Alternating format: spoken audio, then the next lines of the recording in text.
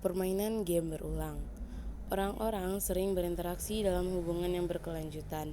Misalnya, sebagian besar hubungan kerja bertahan lama. Negara yang bersaing dalam hal tarif tahu bahwa mereka akan dipengaruhi oleh kebijakan lain di masa depan.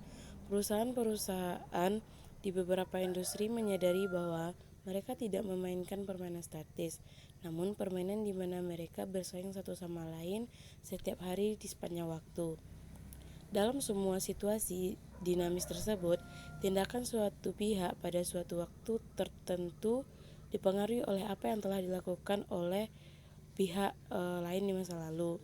Dengan kata lain, pemain membuat keputusan berdasarkan riwayat hubungan mereka. Karyawan dapat memilih untuk bekerja keras hanya jika majikannya telah memberi mereka bonus yang cukup pada bulan sebelumnya. Suatu negara dapat menggunakan tarif impor yang rendah jika mitra dagangnya telah mempertahankan tarifnya tetap rendah di masa lalu. Suatu perusahaan dapat menandingi harga persaingannya dengan menetapkan harga hariannya sama dengan harga pesaing pada hari sebelumnya. Ketika memutuskan bagaimana berperilaku dalam suatu hubungan yang berkelanjutan, seseorang harus mempertimbangkan bagaimana perilakunya akan mempengaruhi tindakan orang lain di masa depan. Permainan dan reputasi berulang. Sebuah insentif untuk melepaskan keuntungan kecil dalam waktu dekat karena adanya ancaman pembalasan di masa depan oleh pihak lain. Istilah reputasi sering digunakan untuk menggambarkan bagaimana tindakan seseorang di masa lalu mempengaruhi keyakinan dan perilaku di masa depan. Jika kita bekerja dengan tekun dalam pekerjaan, maka orang akan berkata bahwa kita telah membangun reputasi sebagai seorang pekerja keras. Jika kita lalai hari ini, besok orang akan berkata bahwa kita telah menghancurkan reputasi baik kita. Seringkali mereka yang memelihara reputasi baik dipercaya dan dihargai. Orang-orang dengan reputasi buruk dihukum. Salah satu pencapaian besar dari game teori adalah ia memberikan kerangka kerja untuk memahami bagaimana mekanisme reputasi dapat mendukung kerjasama. Selanjutnya, cara terbaik untuk mempelajari interaksi antara keuntungan langsung dan negatif jangka panjang adalah dengan memeriksa permainan yang berulang. Permainan berulang dimainkan oleh periode yang berbeda. Ada periode 1, periode 2, dan seterusnya. Kita misalkan T kecil menyatakan suatu periode tertentu dan T besar menyatakan jumlah total T besar dapat berupa bilangan berhingga F atau dapat berupa tak terhingga dalam permainan yang berulang. Berarti para pemain berinteraksi terus-menerus dari waktu ke waktu.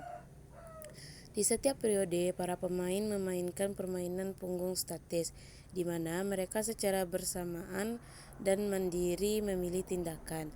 Tindakan ini menghasilkan imbalan permainan punggung bagi para pemainnya.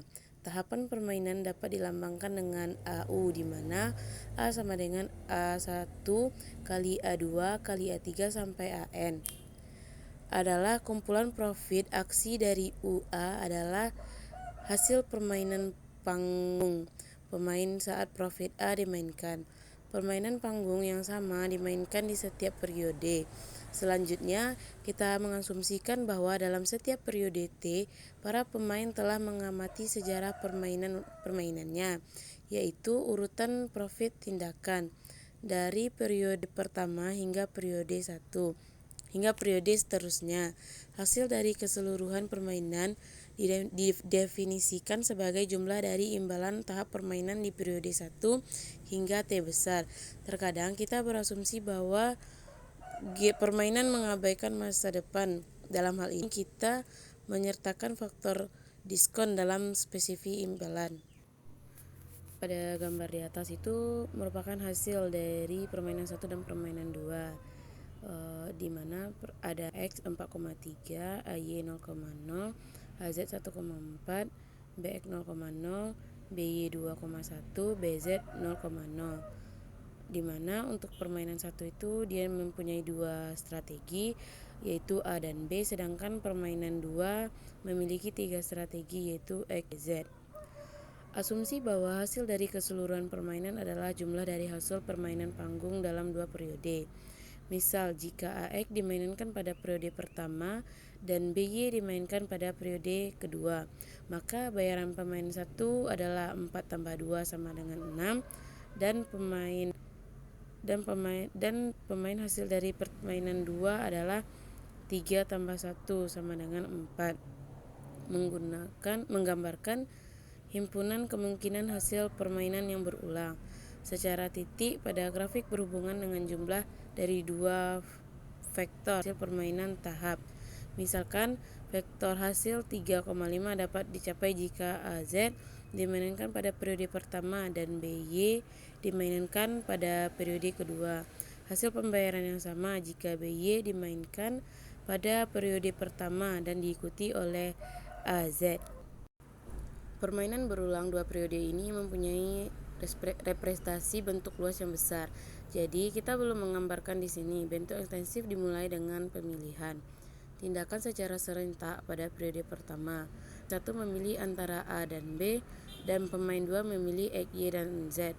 Kemudian setelah saling mengamati tindakan pada periode pertama, para pemain kembali memilih dari A, B, dan X, Y, Z karena setiap pemain mengetahui apa yang terjadi pada periode pertama. Pilihannya pada periode kedua dapat dikondisikan pada informasi tersebut.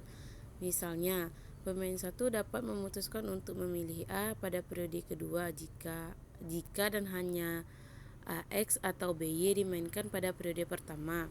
Jika tidak, dia memilih B seperti biasa.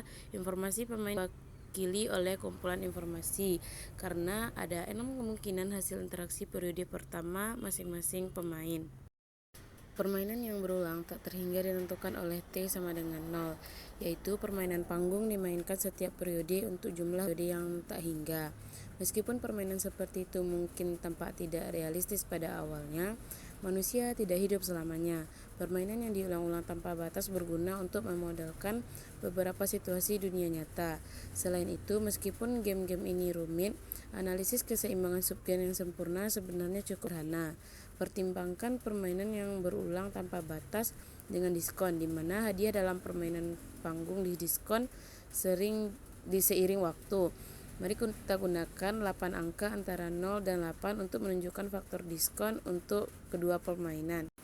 Saat membandingkan pembayaran yang diterima hari ini dengan pembayaran yang diterima hari besok atau periode berikutnya, kita mendiskon pembayaran besok dengan mengalihkan dengan faktor diskon. Dengan cara ini, kita mengatakan bahwa aliran pembayaran dari hari ini dan besok atau didiskonto ke hari ini. Pembayaran yang diperoleh 2 periode dari sekarang didiskon dengan 8 pembayaran yang diperoleh 3 periode dari sekarang didiskonto dan seterusnya. Untuk permainan berulang, kita harus menghitung jumlah aliran hadiah yang didiskonkan. Misalnya, seorang pemain dapat memperoleh 1 unit setiap periode untuk jumlah periode yang tidak terbatas. Imbalan keseimbangan yang ditetapkan dengan diskon kecil. Keseimbangan pemicu suram yang dibahas di bagian sebelumnya hanyalah salah satu dari bagian keseimbangan sempurna subgame dalam dilema tahanan yang berulang. Kita tahu dari hasil di halaman 295 bahwa profil strategi berikut juga merupakan keseimbangan terlepas dari faktor diskonnya. Mainkan profit aksi lunas D, D di setiap periode. Terlepas dari riwayat permainannya, keseimbangan ini tidak terlalu kooperatif dan menghasilkan keuntungan yang rendah jika dibandingkan dengan profit pemicu suram.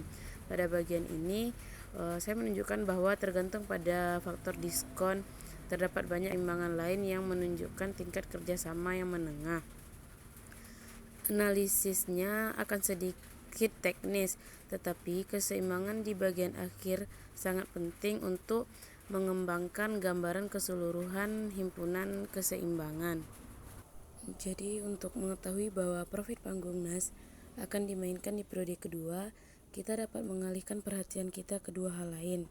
Yang pertama, pilihan tindakan di periode pertama. Yang kedua, bagaimana perilaku di periode pertama menentukan yang mana di antara dua tahap tersebut equilibrium NAS akan dimainkan di babak kedua.